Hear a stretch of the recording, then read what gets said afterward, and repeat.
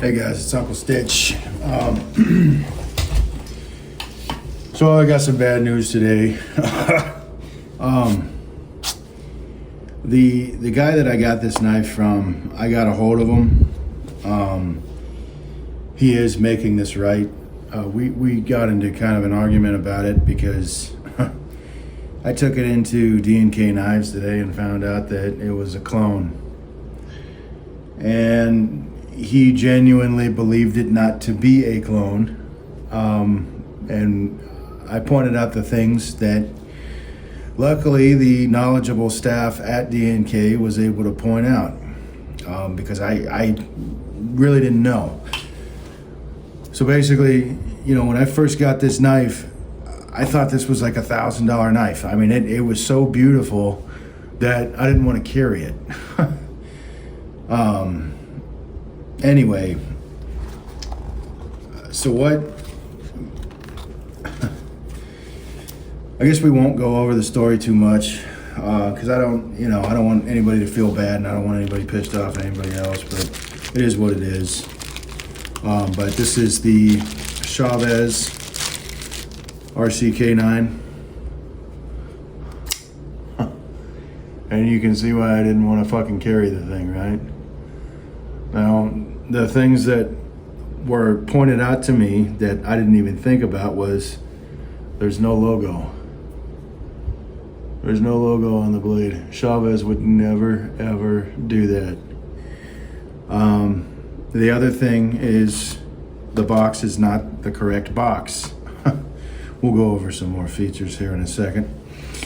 But essentially, this is the Ultramar box, and this is an older box.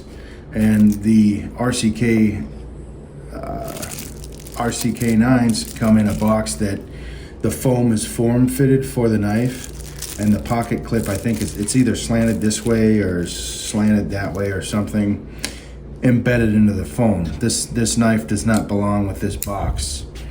And recently,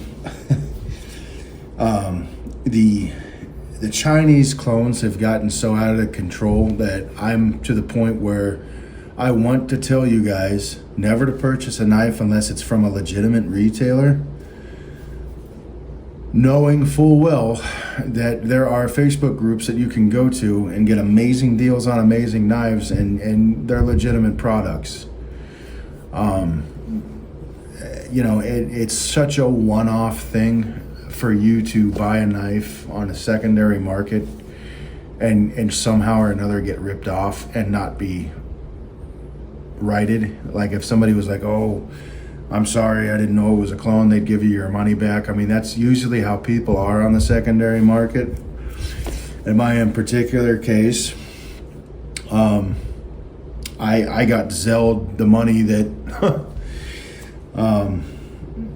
this knife was worth at the time. So I'm going to be putting it into the mail on Monday and shipping it out to him. But I can't tell you how many times this has happened. The Chinese clones have gotten wildly out of control. They're so legitimate and so realistic that I was fooled. And I know you're like, oh, well, there's no logo. That's so obvious. Unfortunately, to me, that wasn't obvious, because I don't know everything about Chaves knives, and I don't know everything about every knife ever produced. I love reading about them, I love studying about them, but I'll never know everything about everything. The other things that were pointed out to me was, and I actually pointed this out to myself, was the blade. He was like, I don't think that's M390, and this is supposed to be an M390 blade, right? And Chaves would never send a brand new unused, I don't know if you guys, unused blade dull, right? This is something that I pointed out to myself while I was in there, was, could you do that? Could you do that with a Chaves? You know what I mean? Would a Chaves just not be, would they let one past quality control? No, they wouldn't. Especially on a quote unquote premium model like this. This is what they refer to as half rocked. It's like I don't know what to call that. It's like a blue lightning, I think they call it. Don't kill me if I'm wrong on that. But it's like a blue lightning finish, I think is what they call it. But the other thing that was pointed out to me was that every Chaves ever created with these titanium handles, they always have titanium hardware as well. Let me go grab a magnet real quick. I have some other things I want to show you too about the obnoxiousness of China. Give me just a second.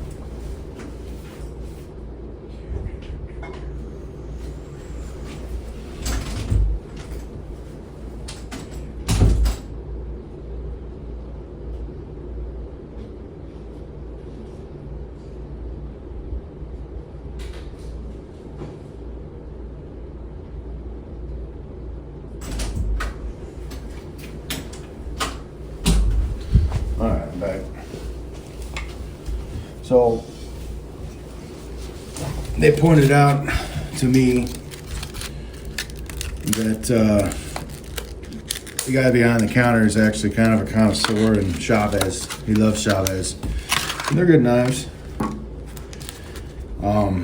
There's some knives from my private collection that I think I'm going to bring in there to verify authenticity now, because this has got me questioning a lot. So this, that screw is so magnetic that you don't even have to come close to it. The handles are titanium. That's legit. The hardware up here, watch this shit. Yeah, that's definitely not titanium.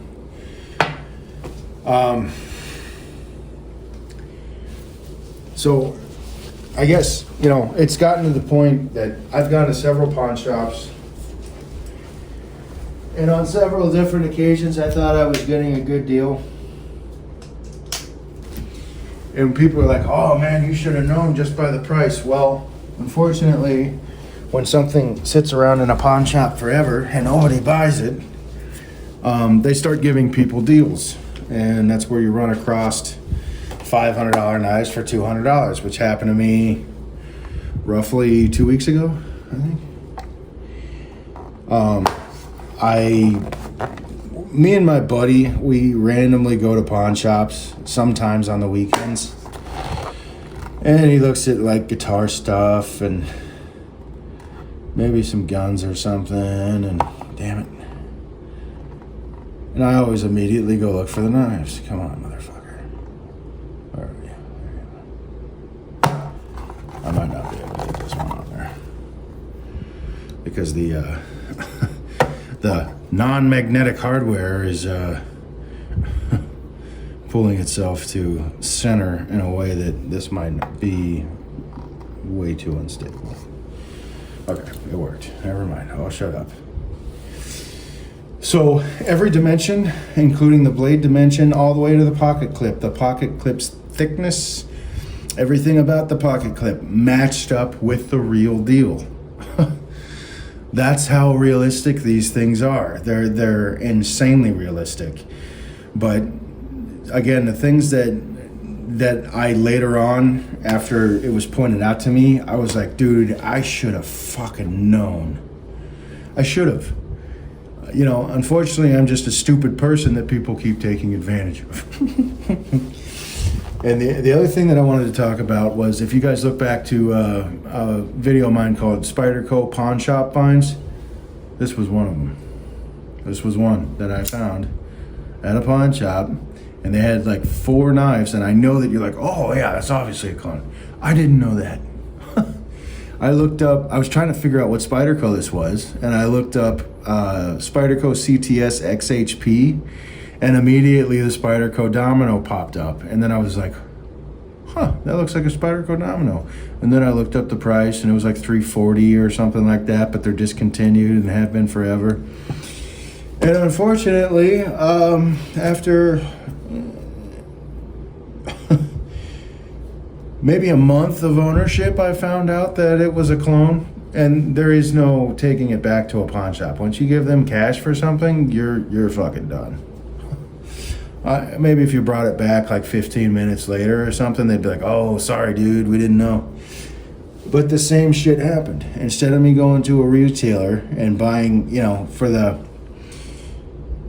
I think it was 4 knives. It might have been 3 or 4 knives that I bought from that pawn shop. If I'd have taken that money and bought a real Spyderco from a legitimate retailer, I wouldn't have gotten fucked over and I'd have a really nice knife. Unfortunately, it takes me, 20, 30 times before I learn.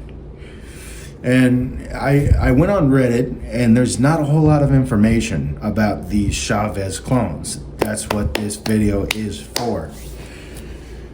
Because basically the entire market is flooded with Chinese clones, and if you go anywhere other than a legitimate retailer, there's about a 99% chance that you're going to get ripped the fuck off, because it happened to me. And it's every time I turn around and I go to a pawn shop. There was a pawn shop that I had to call Donnie on, and I was going over some things because I was on Benchmade's website and I was looking at a Benchmade knife. It was a 4170, which was I think it was a 4170, which was the stiletto, the new stiletto, and everything looked legit. I was matching it up. The logo looked legit. Everything on that knife looked legit, except for 2 things, which I will include pictures of here. Was the handles were raised up to the point where you could see through them. And you'll understand here in a minute when I show you this picture.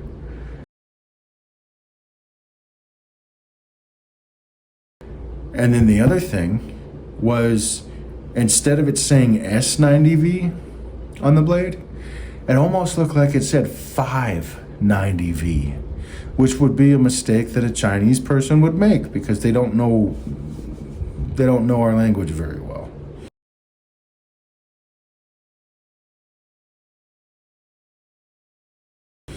And if that was made in America, they would know that there's no such thing as 590V. They just looked at one photo and tried to replicate it on another, and it was a very, very high-end clone. Now the other part of that is the blade was black, so I didn't have a way of telling, which they do sell them in black. Benchmade does. So I didn't have a way of telling a different steel from a different steel. I've developed an eye for these things over the years, and this, when it said CTS XHP, was it?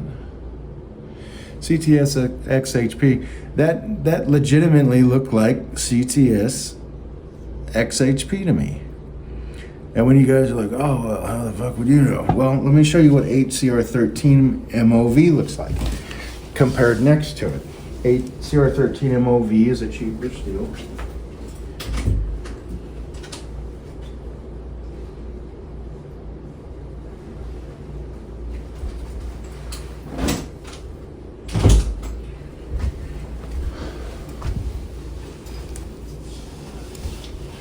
Right, so 8CR13, Spyderco Resilience. This is the older one with the liner lock.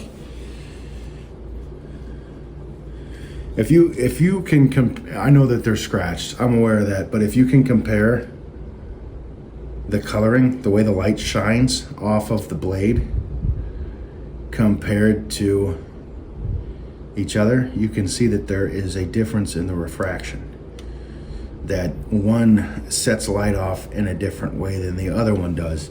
And now we're gonna pull out the real M390. Hopefully I have one without an apocalyptic finish, but the refraction on this is not M390's refraction. It's different. It's very 440C looking.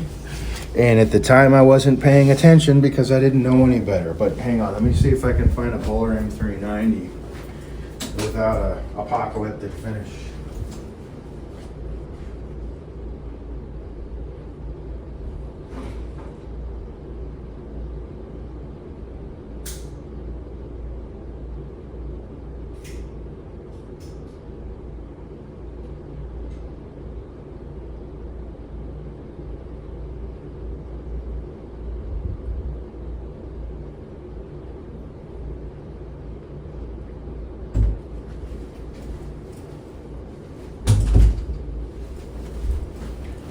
think I have one. I know that my TAC 3 is coated, powder coated. I think that's powder coated as well.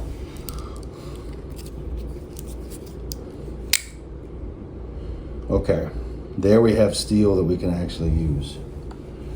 I also brought my other halo just in case. But you can see the grains in Bowler M390 because it's a powdered steel. That's how you can tell Bowler M390 apart from other steels, because it's going to have that grain look to it unless it has a finish on it. It's going to have that graininess to it. That's how I'm able to look at steels and instantly know if it's right or wrong. But I'm not always right or wrong about that. I'm not. Make sure. Oops.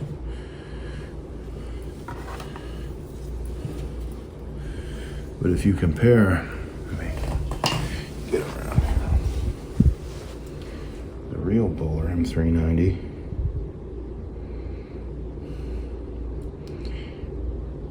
to that.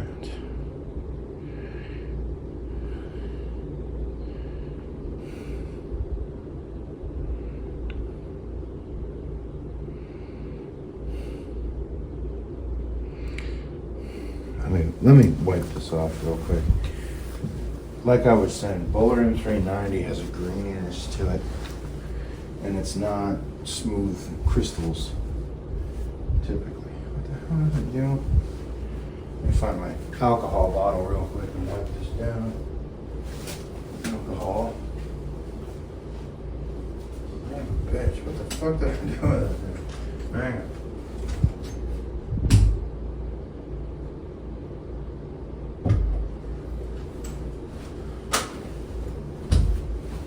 Set that thing down somewhere.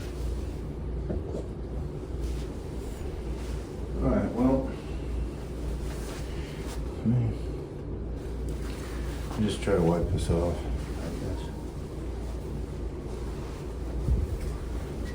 Oh, there's my alcohol. So, let me spray this down real quick.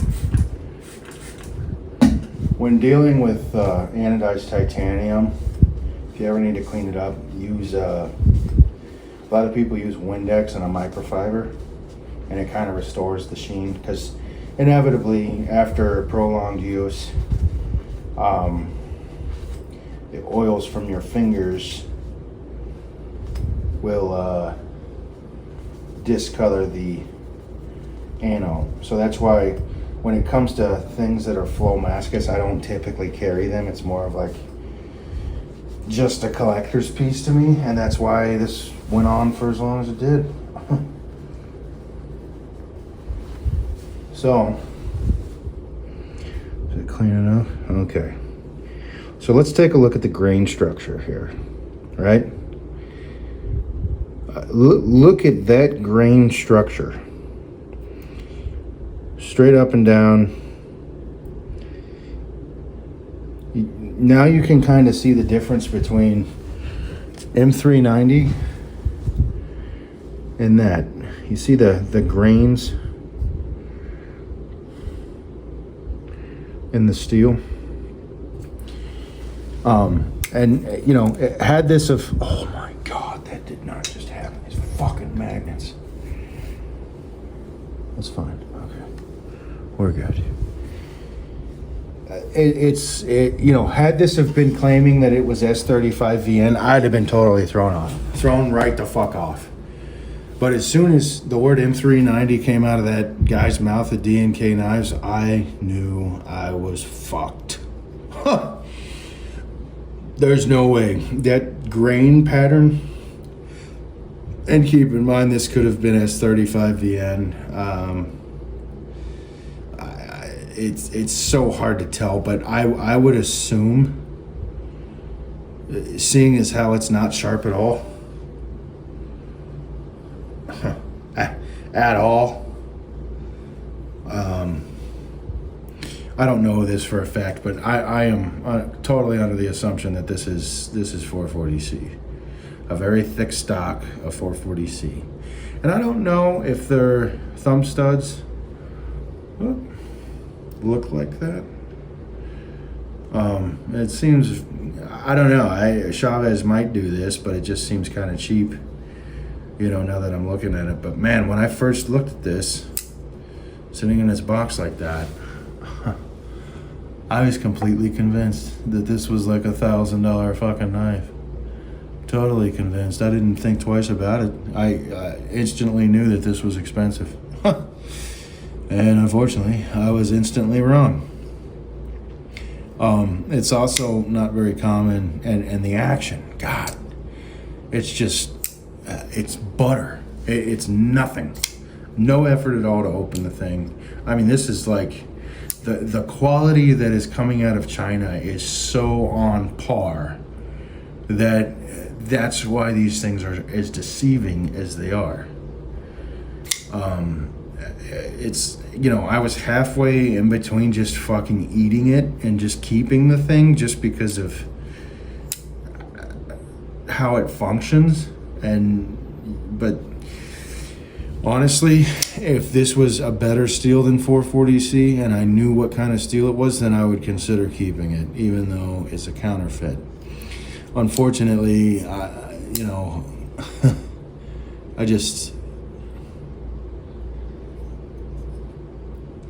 don't have the time to store things that aren't legitimate, and that's exactly what this would have been. It would not have been a user's knife. To me, I would have used a Spyderco, you know what I mean? Or I would have used my Penguin, my QSP Penguin or something as a daily. There's no way that I would daily something like this. Because to me it's beautiful. This needs to be on display. Unfortunately, it's just not the real deal. But yeah, it's the magnetic hardware, and it's the not having a logo. The box was wrong. And Donnie pointed out to me that sometimes that happens where they accidentally send a knife in a wrong box. Because when you have, 3,200 boxes and somebody buys a knife and you're looking for the box and you see the name of the knife, you just grab the box and put the knife in the box. That might be the name for a custom knife or something. You just never... You can't tell a knife is fake by the box. You just can't. You have to look at the knife itself. Unless it's an obvious fucking clone box that's obviously from China, and instead of Benchmade, it's Benchmade or something like that. Then you would know. Oh, but the 4170. So the thing with that story was, I ended up finding out that it said the words 590V instead of S90V, and thank God my buddy was with me because his eyes work better than I do, and he was able to distinguish that. Because that was a $500 knife that I had bought for $200 thinking that I got an exceptional deal. And I went back and I told the lady that it was a clone, and she gave me a refund, but I went into detail as to how I found out it was a clone. And I showed her what I found from Benchmade's website to the real deal. It was so real. Just like this. I know you guys are like, oh, the logo's gone. Well, all they have to do is put a logo on this. And now you have no idea. Well, now you've got some idea. Chavez will never send out a dull-ass knife. They will never use 440C and claim that it's Boulder M390. And part of the reason why I'm saying that, I don't know if I want to do this to one of my fucking knives. This is highly, we'll do this to the spine, highly magnetic. Highly magnetic. Boulder M390 has a very, very low carbon content comparatively. It's still magnetized, but it's nowhere near as strong of a pull as 440C, which is supposed to be stainless. But when it comes from China, Chinese stainless steel is not stainless steel. Chinese stainless steel rusts because of the extreme amount of carbon content that is in the quote-unquote stainless steel. Stainless steel is supposed to be stainless steel because it's free of carbon content. And it is free of carbon content unless it comes from China. If it comes from China, then the stainless steel will rust because it has a carbon content. So that's another thing. Pocket clip, here we are. That's legit titanium. These are all premium materials, except for the blade and except for the hardware and the missing logo. That's how close we are to literally fooling people into believing that this is the real deal. That's how close this is. That's how astronomically out of control China has become. And they've been ripping off the American knife makers. They've been ripping off Americans, and other countries they've all had their disputes with China over stolen intellectual property, and there's nothing you can do. You can't go to war with China unless you go to war with China. You know what I mean? Like, you can't sue China unless you send troops over there and take China over. They don't give a fuck. They walk into your territory, they take your territory, and then they tell everybody that it was ours all along, until people are fooled enough into believing that Hawaii belonged to China. That's what they do. It's annoying. But, the thing is, if I had anything to say to China, when I see something like this, it's, dude, let me just show this.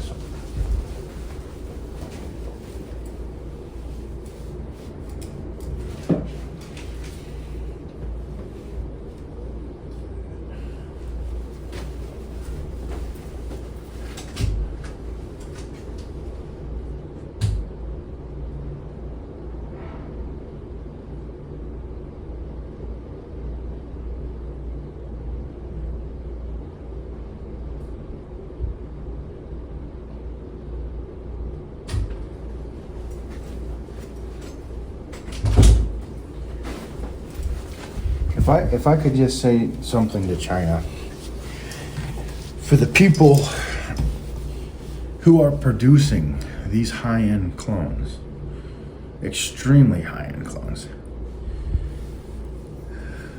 for a pittance. We looked it up at D&K Knives, and these are nothing.